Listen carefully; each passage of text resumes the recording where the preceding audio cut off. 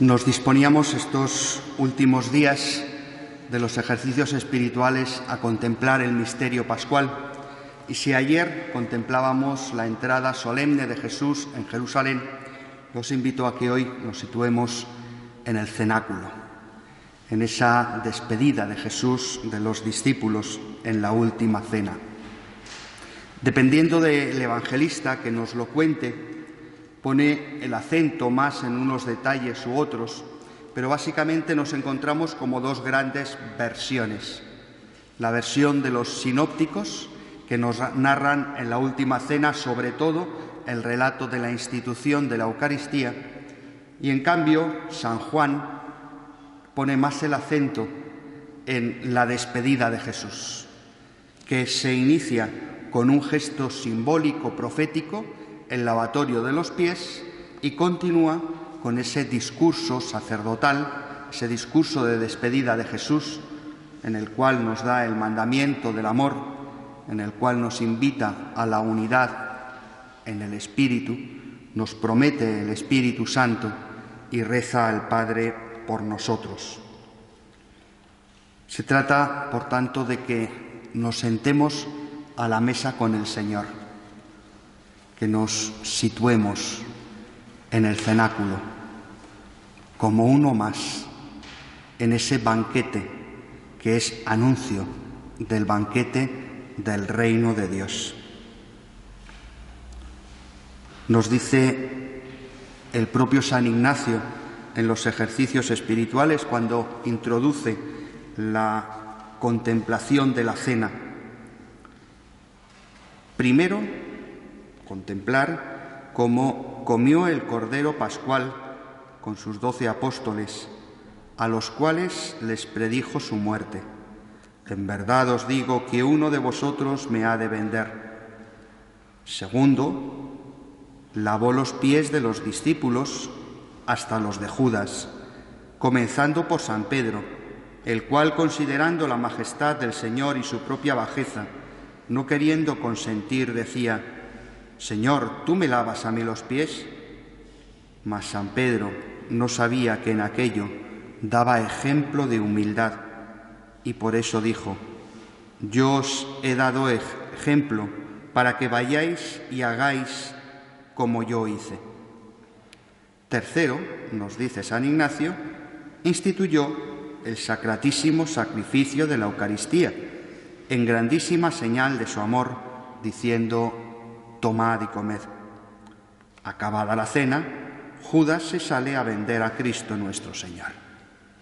Por tanto, el propio San Ignacio nos invita a que juguemos con las dos versiones: la versión de San Juan, que es la que recoge el lavatorio de los pies, y la versión de los sinópticos y también de San Pablo en la carta a los Corintios, que nos narra propiamente las palabras de Jesús con las cuales instituye la Eucaristía. Haced vosotros lo mismo. Es el primer gesto, el lavatorio de los pies. San Juan introduce esta última cena, este encuentro de Jesús en el cenáculo, poniendo, digamos, día y hora, pero no un día cronológico. Sabéis que los griegos, a la hora de hablar del tiempo, hablan de dos modos de entender el tiempo: el tiempo como cronos, o sea, el tiempo que se puede medir, las horas, los minutos, los años, los segundos, y el tiempo como kairos. El kairos es la era, el tiempo de la gracia. Jesús, antes de la fiesta de la Pascua, sabiendo que había llegado su hora de pasar de este mundo al Padre, es el kairos, la hora de la gracia, habiendo amado a los suyos que estaban en el mundo, los amó hasta el extremo. Esta es la situación. La hora de Jesús. Ha llegado la hora. Recordad que a lo largo del Evangelio de San Juan, en diversas ocasiones, se nos dice que no había llegado la hora de Jesús. Cuando María le pide a Jesús que saque de apuro a aquellos novios en Caná, que se les había acabado el vino, Jesús le contesta a su madre: mujer, es que todavía no ha llegado mi hora. Y la madre, como todas las madres, se sale siempre con la suya. Tonterías, dice el chico.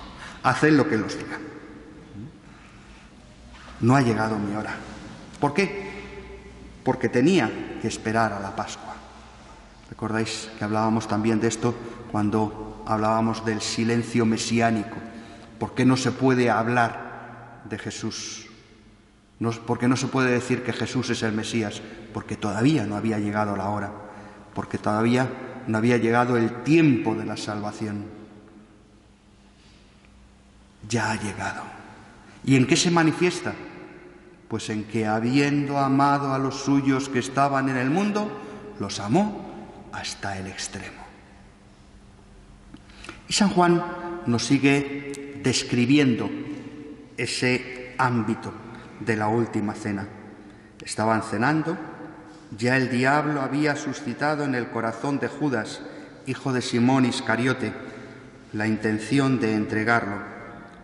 Y Jesús, sabiendo que el Padre había puesto todo en sus manos, que venía de Dios y a Dios volvía, se levanta de la cena, se quita el manto y, tomando una toalla, se la ciñe.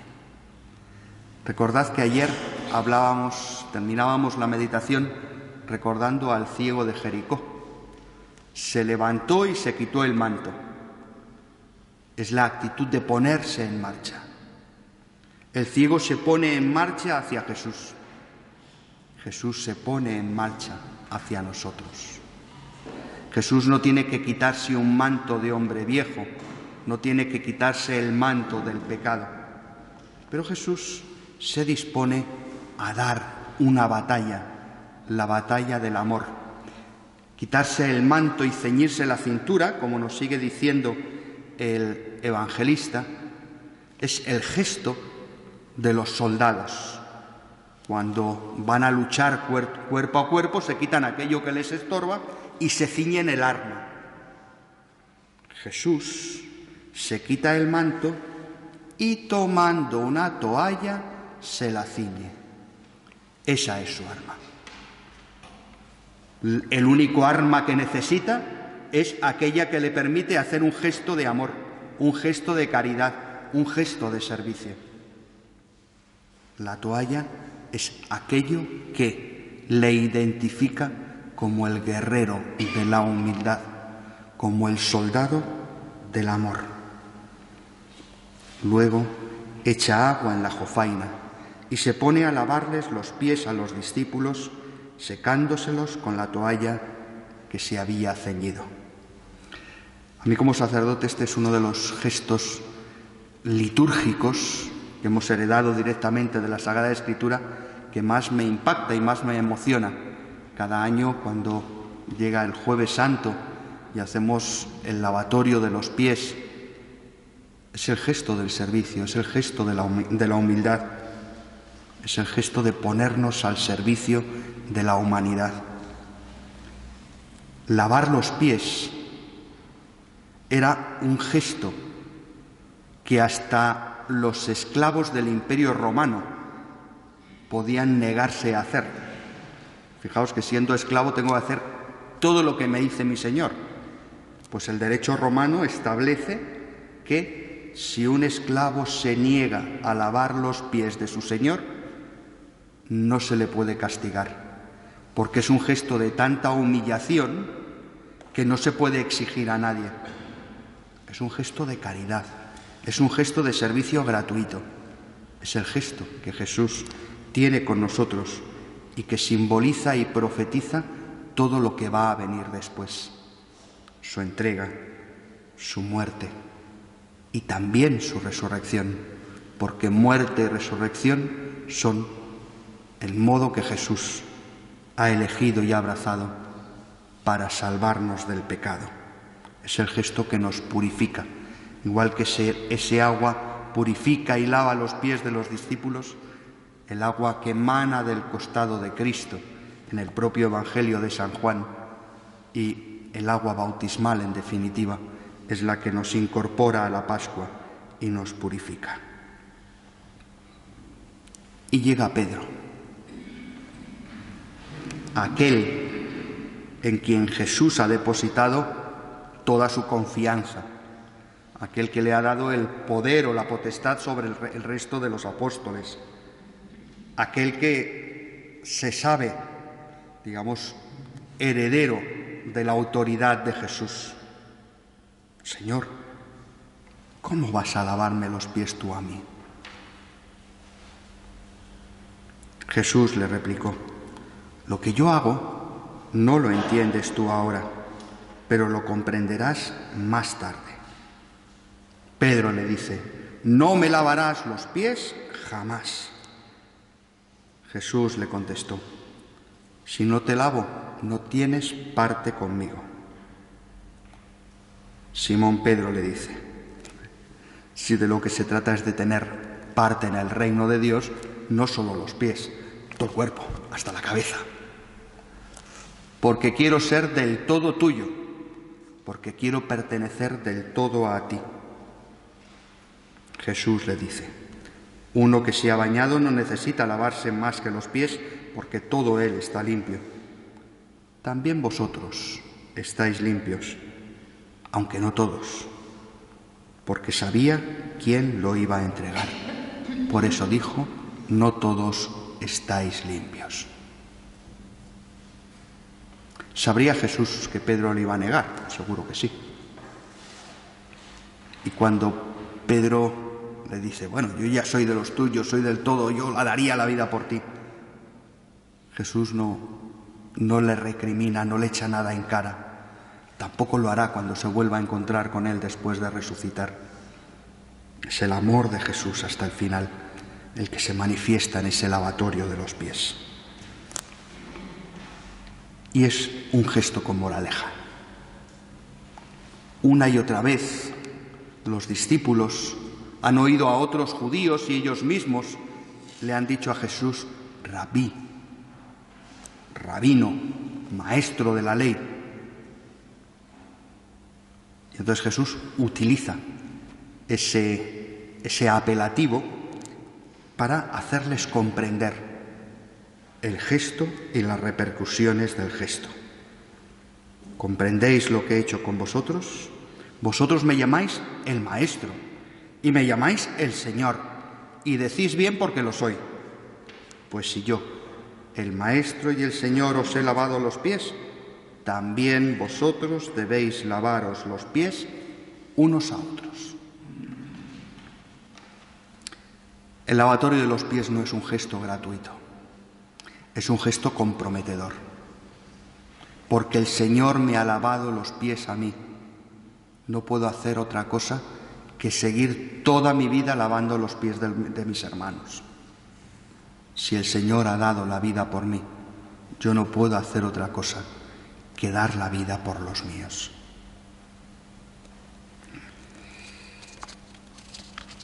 Jesús no exige, Jesús propone y compromete. Si Jesús nos pide que amemos, es porque Él nos ha amado primero. Si Jesús nos propone ser humildes y lavarnos los pies unos a otros, es porque Él nos los ha lavado primero.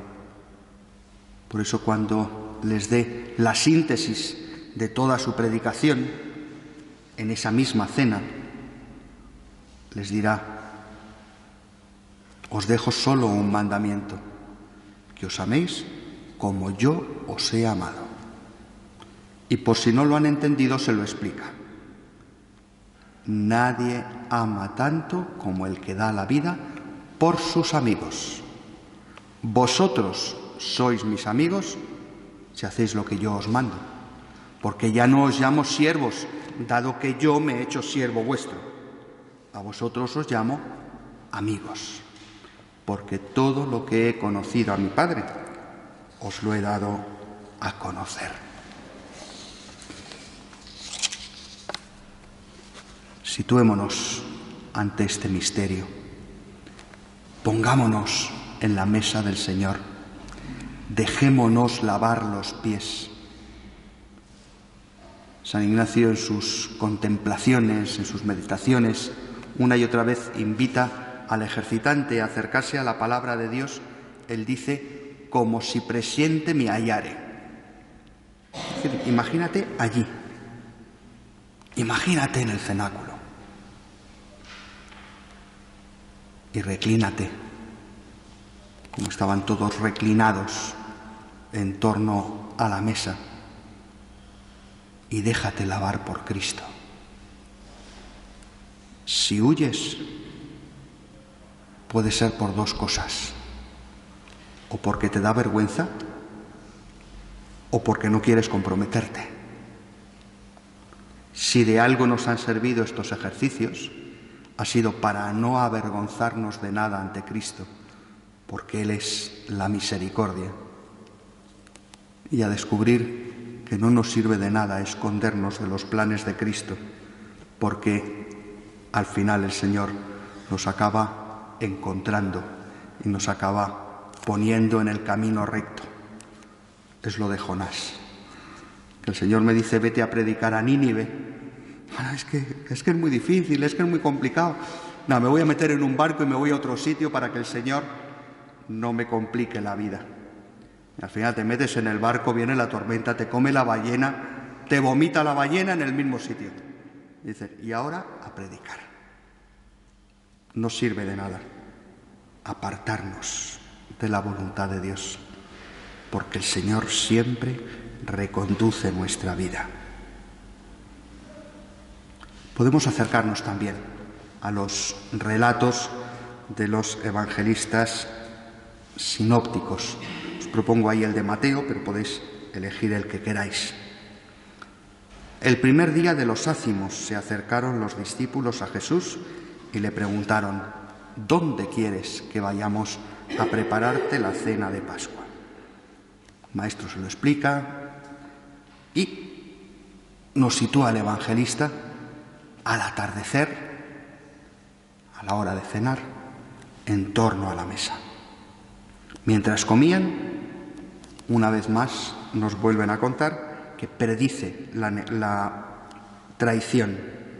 En verdad os digo que uno de vosotros me va a entregar.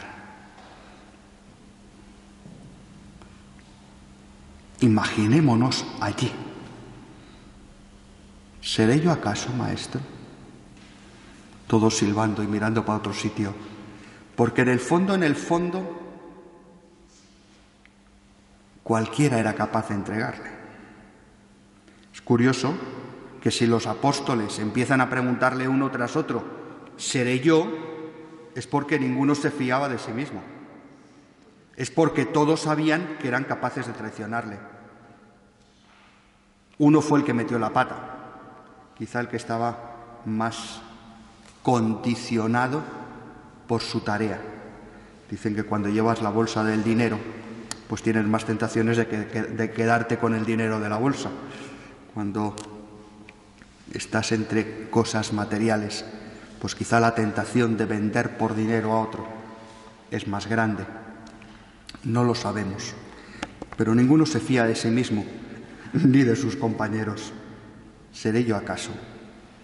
Pues preguntadle a Jesús en vuestra oración, Señor, ¿seré yo acaso? ¿Seré tan torpe de estar haciendo ejercicios día tras día y terminar y traicionarte? ¿Seré yo acaso? Y la respuesta de Jesús es tan enigmática como siempre. El que ha metido conmigo la mano en la fuente, ese me va a entregar. Si todos estaban comiendo de la misma fuente, podía ser cualquiera. Pero cuando llega Judas y le pregunta, ¿seré yo acaso?, él le dice, tú lo has dicho. Pongámonos ahí. Se masca la tragedia. Jesús está dejándoles clarito que se va, que va a morir, y que va a morir porque uno de ellos le va a entregar. ¿Y entonces qué hacen? ¿Qué hace Jesús?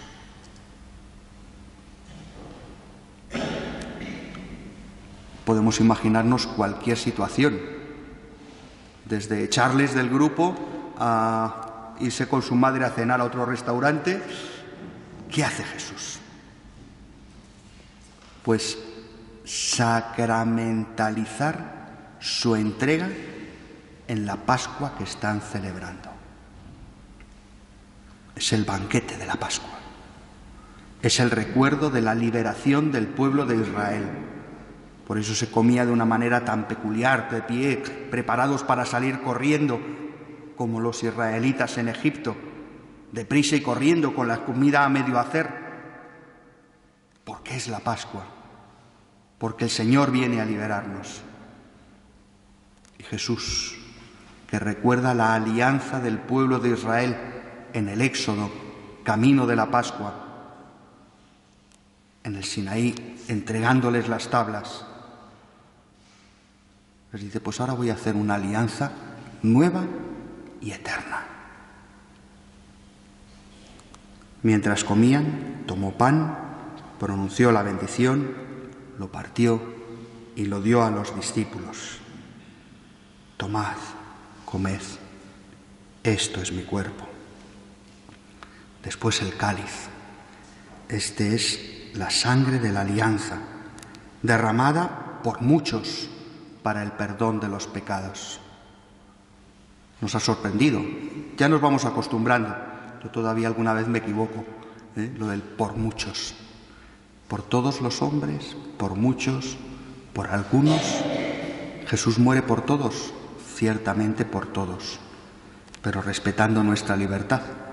Entonces muchos usaremos nuestra libertad para acoger esa salvación.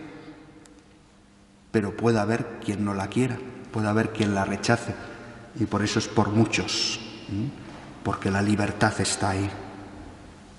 Y os digo que ya no volveré a beber del fruto de la vid hasta que lo beba con vosotros en el reino de mi Padre.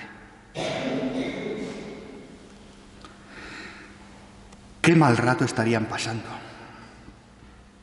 No entenderían nada de lo que estaba haciendo. Solo a la luz de la resurrección comprenderán ese gesto que había sido anunciado por otros muchos gestos. Recordad cómo todo el Nuevo Testamento está jalonado de banquetes de Jesús. Banquetes que poco a poco van preparando a los discípulos para ese banquete, para la última cena. Pongámonos allí, recordando todos esos banquetes de la amistad con Jesús.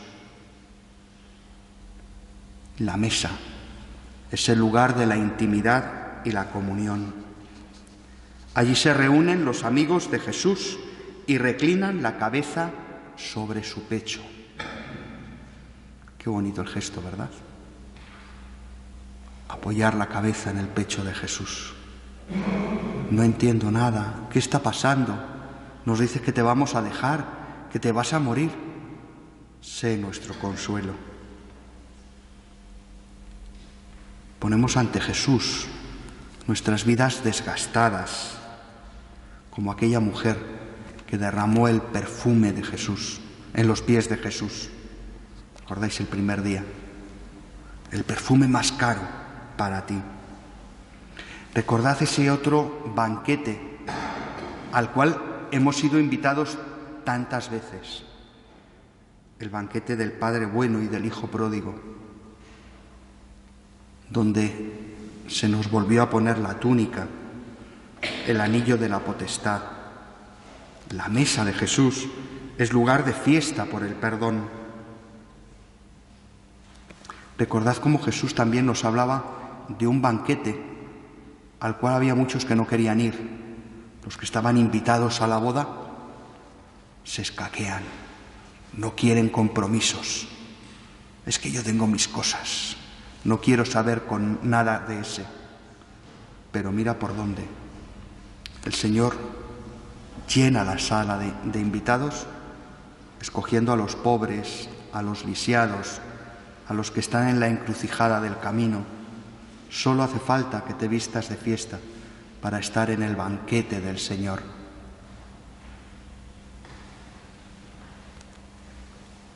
Y ten cuidado al elegir la silla. No te pongas demasiado cerca de los puestos principales, no sea que venga otro más importante que tú y te siente en un sitio más humilde. Jesús nos lo ha enseñado lavándonos los pies. ¿Qué sitio elegimos? Quedan más banquetes pendientes. Jesús resucitado partirá el pan con los discípulos de Maús y volverán corriendo a contar que le han visto. Y los discípulos se reunirán en un banquete y recibirán el Espíritu Santo. Imaginemos esa mesa. La mesa de Jesús es también mesa donde Él nos envía. Haced esto en memoria mía. Que no es repetir el gesto de la Eucaristía, que es venir muchas veces a misa, no. Es hacer nuestro lo que Cristo hizo. Es hacernos humildes como Él fue humilde. Es entregarnos al otro como Él se entregó. Es dejar que nuestro corazón se rompa de amor y no de egoísmo. Un santo del siglo III, Orígenes, de Cesarea Marítima, muy cerca de Jerusalén, escribió una frase que me parece preciosa, definiendo a los discípulos que se acercan al banquete. Decía: no se puede ser discípulo de Jesús sin haber reclinado la cabeza en su pecho y sin haber acogido a su madre en nuestra casa al pie de la cruz. Ir a la Eucaristía significa reclinar la cabeza en el pecho de Jesús y estar dispuestos a acoger a la Madre, a María y a todas las madres del mundo en nuestra casa y en nuestra vida. Hacer esto es decir como Jesús: tomad y consumid mi existencia. Esto es muy sacerdotal. El que celebra la Eucaristía se da, se deja comer, y no solo la celebra el que la preside, la comunidad celebrante se reúne para alimentarse del pan y para ser pan, para ser sacrificio, para ser amor obediente al Padre hasta dar la vida. Termino. Se nos pide estar con Jesús y estando con Jesús se nos invita a algo que excede nuestras fuerzas. Solo podemos hacer esto en su memoria si Él nos llena de su presencia en el tomad y comed, en el tomad y bebed. La Eucaristía no podrá estar en un rincón de nuestra vida. Voy a ver si saco un huequito para ir a misa de 10 o a misa de 7. No es un momento más en la agenda, es la fuente. Solo alimentándonos de Cristo, solo dejando que Él un día y otro día nos diga: tomad y comed, tomad y bebed, dejaremos que nuestra vida sea una Eucaristía. Algunos de los que estáis aquí sé que habéis estado en Grecia, y los que habéis estado en Grecia habéis dado las gracias en griego, a lo mejor, y habréis dicho Efjaristó, Eucaristía. La Eucaristía es acción de gracias. Pues que cada Eucaristía realmente sea una acción de gracias, una oblación, un canto y un compromiso, un servicio y una alabanza a ese Dios que se hace presente en medio de nosotros y que nos nutre, que nos alimenta con el pan de la Eucaristía.